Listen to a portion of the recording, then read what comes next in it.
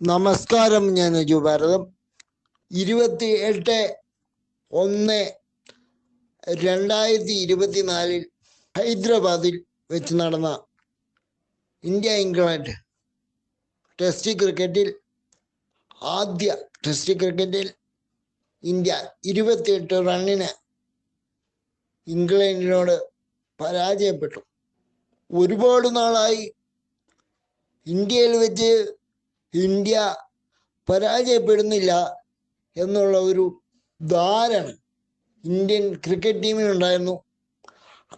അത് പൊളിച്ചെഴുതാൻ ഇംഗ്ലണ്ടിന് സാധിച്ചു. ഇന്ത്യയുടെ വിജയലക്ഷ്യം 231 5 ദിവസമുള്ള മത്സരം 4-ാം ദിവസം അവസാനിച്ചു. നെജു ഭാരതം വാട്സപ്പ് 9478437440. നെജു ഭാരതം യൂട്യൂബ് NEJU നെജു BHARATHAM ഭാരതം.